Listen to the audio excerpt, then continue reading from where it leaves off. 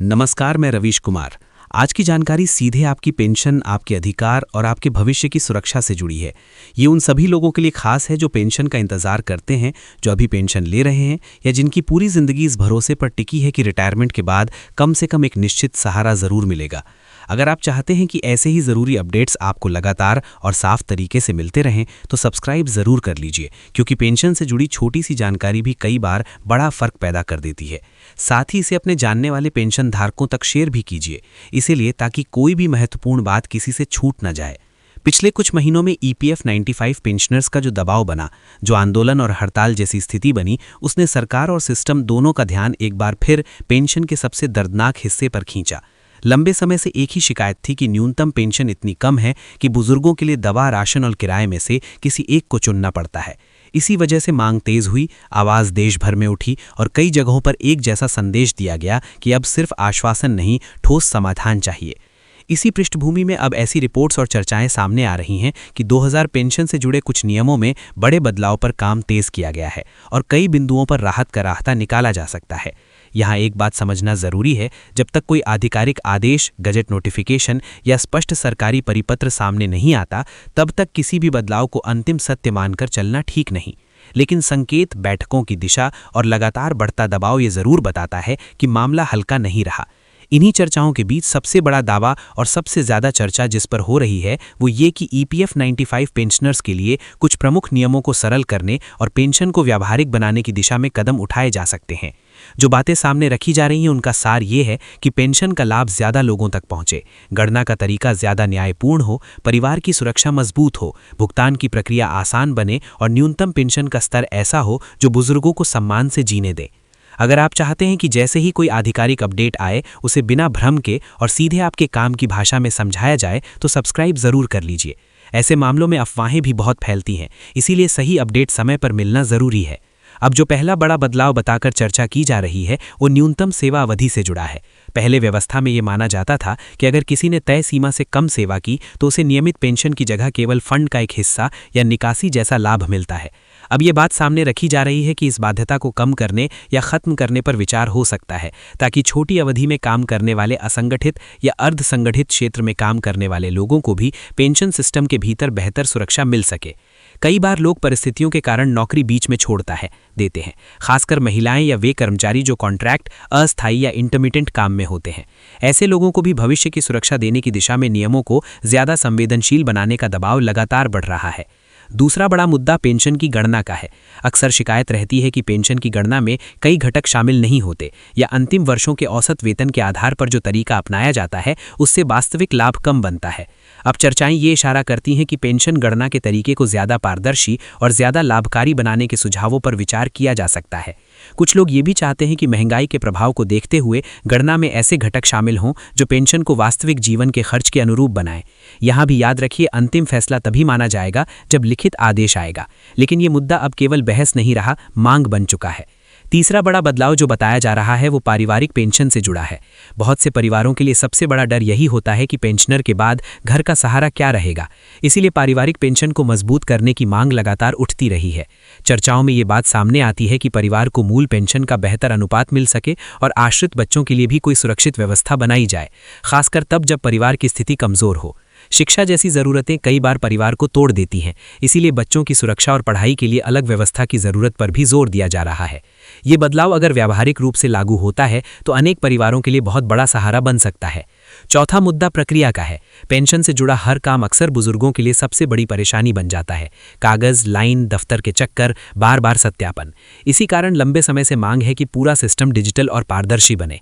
अब यही संकेत मिल रहे हैं कि पेंशन से जुड़े आवेदन, स्थिति, शिकायत और भुगतान की निगरानी जैसी सुविधाओं को ऑनलाइन और सरल बनाने पर जोर है, ताकि पेंशनर घर बैठे अपनी जानकारी देख सकें और ज़रूरत पर सहायता ले सकें। डिजिटल सुविधा का मतलब ये नहीं कि बुजुर्गों पर बोझ डाल दिया जाए, बल्कि इसका मतलब ये होना चाहिए कि काम आसान हो, समय बचे और किसी के साथ अन्याय न हो। पांचवा और सबसे चर्चित मुद्दा है न्यूनतम पेंशन की राशि। जो बातें सामने आती हैं उनमें न्यूनतम पेंशन को कई गुना बढ़ाकर एक सम्मानजनक स्तर तक लाने की बात शामिल है। कहीं 7,000, कहीं 7,500 और इसके साथ महंगाई भत्ता जोड़ने जैसी चर्चा सबसे ज्यादा गर्म है। लोग इस पर इसलिए भी ध्यान दे रहे हैं क्योंकि आज बहुत से पेंशनर्स ऐसी राशि पर हैं जिससे जीवन चलाना बेहद कठिन है। यहाँ भी वही बात लागू होती है कि आधिकारिक आदेश के बिना कोई घोषणा अंतिम नहीं मानी जा सकती, लेकिन ये जरूर साफ है कि न्यूनतम पेंशन बढ़ाने की मांग अब टाली नहीं जा रही, बल्कि उसे लेकर गंभीरता बढ़ी है। इसी संदर्भ में 7,500 न्यूनतम पेंशन और महंगाई भत्ते की चर्चा को बहुत लोग टर्निंग पॉइंट मान रहे हैं। कहा जा रहा है कि 2026 के भीतर ऐसी व्यवस्था की दिशा में काम हो सकता है जिसमें न्यूनतम पेंशन एक तय स्तर पर लाई जाए और उस पर डीए जैसी राहत भी जुड़े, ताकि महंगाई बढ़े तो पेंशन की वास्तविक ताकत कमजोर न पड़े। कुछ चर्चाओं में यह भी आता है कि इस योजना को लागू करने के लिए अलग फंडिंग या अतिरिक्त वित्तीय प्रबंध पर विचार हो सकता है, ताकि भुगतान में बाधा न आए। इसका मतलब यह है कि अगर ये व्यवस्था लागू होती है तो बुजुर्गों के लिए केवल रकम नहीं बढ़ेगी, उनका आत्मविश्वास भी लौटेगा। दवा, राशन और बिल जैसे खर्चों में उन्हें हर महीने कम से कम एक भरोसेमंद आधार मिलेगा। अगर आप चाहते हैं कि 7,500 और डीए वाली बात का सत्यापन, उसकी तारीख, पात्रता और लागू होने की प्रक्रिया जैसे ही स्पष्ट हो, आपको तुरंत और सही तरीके से समझाया जाए, तो सब्सक्राइब जरूर कर लीजिए। ऐसे मामलों में अफवाहें बहुत फैलती हैं, इसीलिए सही अपडेट समय पर मिलना जरूरी है। अब जो पहला बड़ा बदलाव बताकर चर्चा की जा रही है वो न्यूनतम सेवा अवधि से जुड़ा है। पहले व्यवस्था में ये माना जाता था कि अगर किसी ने तय सीमा से कम सेवा की तो उसे नियमित पेंशन की जगह केवल फंड का एक हिस्सा या निकासी जैसा लाभ मिलता है। अब ये बात सामने रखी जा रही है कि इस बाध्यता को कम करने या खत्म करने पर विचार हो सकता है, ताकि छोटी अवधि में काम करने वाले असंगठित या अर्ध संगठित क्षेत्र में काम करने वाले लोगों को भी पेंशन सिस्टम के भीतर बेहतर सुरक्षा मिल सके। कई बार लोग परिस्थितियों के कारण नौकरी बीच में छोड़ता देते हैं, खासकर महिलाएं या वे कर्मचारी जो कॉन्ट्रैक्ट, अस्थायी या इंटरमिटेंट काम में होते हैं। ऐसे लोगों को भी भविष्य की सुरक्षा देने की दिशा में नियमों को ज्यादा संवेदनशील बनाने का दबाव लगातार बढ़ रहा है। दूसरा बड़ा मुद्दा पेंशन की गणना का है। अक्सर शिकायत रहती है कि पेंशन की गणना में कई घटक शामिल नहीं होते या अंतिम वर्षों के औसत वेतन के आधार पर जो तरीका अपनाया जाता है उससे वास्तविक लाभ कम बनता है। अब चर्चाएं ये इशारा करती हैं कि पेंशन गणना के तरीके को ज्यादा पारदर्शी और ज्यादा लाभकारी बनाने के सुझावों पर विचार किया जा सकता है। कुछ लोग ये भी चाहते हैं कि महंगाई के प्रभाव को देखते हुए गणना में ऐसे घटक शामिल हों जो पेंशन को वास्तविक जीवन के खर्च के अनुरूप बनाएं। यहाँ भी याद रखिए, अंतिम फैसला तभी माना जाएगा जब लिखित आदेश आएगा, लेकिन ये मुद्दा अब केवल बहस नहीं रहा, मांग बन चुका है। तीसरा बड़ा बदलाव जो बताया जा रहा है वो पारिवारिक पेंशन से जुड़ा है। बहुत से परिवारों के लिए सबसे बड़ा डर यही होता है कि पेंशनर के बाद घर का सहारा क्या रहेगा। इसीलिए पारिवारिक पेंशन को मजबूत करने की मांग लगातार उठती रही है। चर्चाओं में ये बात सामने आती है कि परिवार को मूल पेंशन का बेहतर अनुपात मिल सके और आश्रित बच्चों के लिए भी कोई सुरक्षित व्यवस्था बनाई जाए, खासकर तब जब परिवार की स्थिति कमजोर हो। शिक्षा जैसी जरूरतें कई बार परिवार को तोड़ देती हैं, इसीलिए बच्चों की सुरक्षा और पढ़ाई के लिए अलग व्यवस्था की जरूरत पर भी जोर दिया जा रहा है।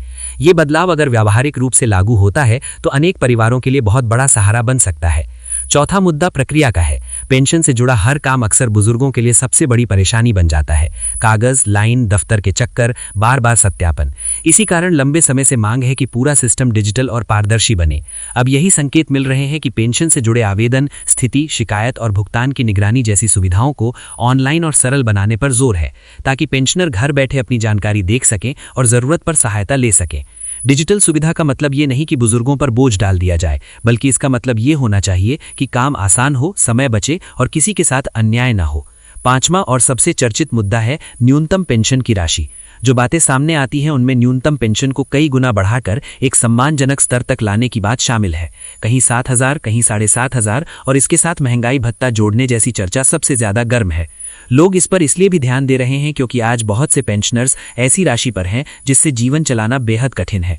यहाँ भी वही बात लागू होती है कि आधिकारिक आदेश के बिना कोई घोषणा अंतिम नहीं मानी जा सकती, लेकिन ये जरूर साफ है कि न्यूनतम पेंशन बढ़ाने की मांग अब टाली नहीं जा रही, बल्कि उसे लेकर गंभीरता बढ़ी है। इसी संदर्भ में 7,500 न्यूनतम पेंशन और महंगाई भत्ते की चर्चा को बहुत लोग टर्निंग पॉइंट मान रहे हैं। कहा जा रहा है कि 2026 के भीतर ऐसी व्यवस्था की दिशा में काम हो सकता है जिसमें न्यूनतम पेंशन एक तय स्तर पर लाई जाए और उस पर डीए जैसी राहत भी जुगे ताकि महंगाई बढ़े तो पेंशन की वास्तविक ताकत कमजोर न पड़े। कुछ चर्चाओं में यह भी आता है कि इस योजना को लागू करने के लिए अलग फंडिंग या अतिरिक्त वित्तीय प्रबंध पर विचार हो सकता है ताकि भुगतान में बाधा न आए। इसका मतलब यह है कि अगर ये व्यवस्था लागू होती है तो बुजुर्गों के लिए केवल रकम नहीं बढ़ेगी, उनका आत्मविश्वास भी लौटेगा। दवा, राशन और बिल जैसे खर्चों में उन्हें हर महीने कम से कम एक भरोसेमंद आधार मिलेगा। अगर आप चाहते हैं कि 7,500 और डीए वाली बात का सत्यापन, उसकी तारीख, पात्रता और लागू होने की प्रक्रिया जैसे ही स्पष्ट हो आपको तुरंत और सही तरीके से समझाया जाए तो सब्सक्राइब जरूर कर लीजिए। ऐसे मामलों में अफवाहें बहुत फैलती हैं, इसीलिए सही अपडेट समय पर मिलना जरूरी है। अब जो ईपीएफओ की पेंशन स्कीम से जुड़े एक और बड़े नियम पर आते हैं जिसे लोग अक्सर 36 महीने के नियम के रूप में समझते हैं।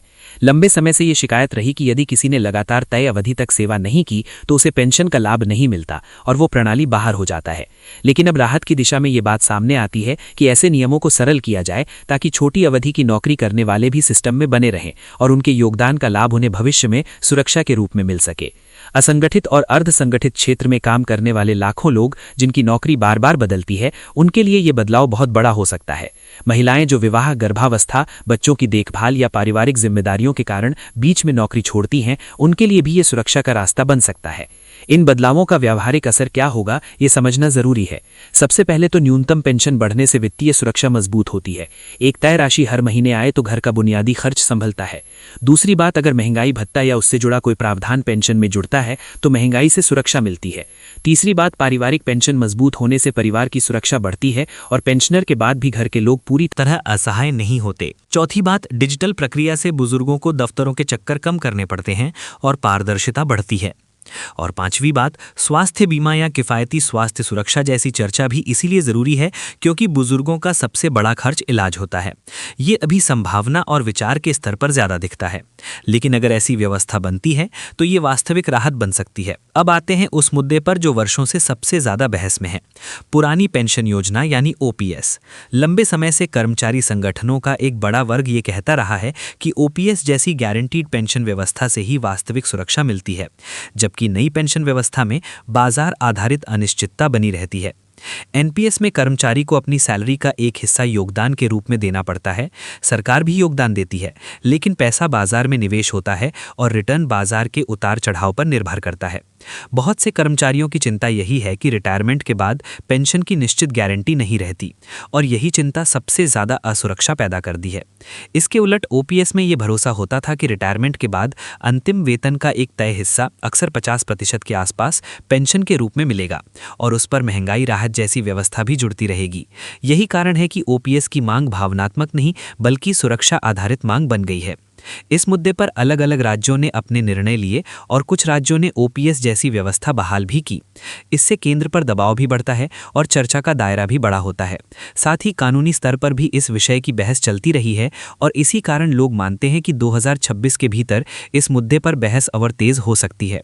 लेकिन फिर वही ज़रूरी बात, कोई भी अंतिम बात तभी मानी जाएगी जब लिखित और आधिकारिक निर्णय सामने आएगा। अगर ओपीएस जैसी व्यवस्था बहाल होती है तो लोगों के लिए सबसे बड़ा लाभ यही होगा कि रिटायरमेंट के बाद आय की अनिश्चितता खत्म हो जाएगी।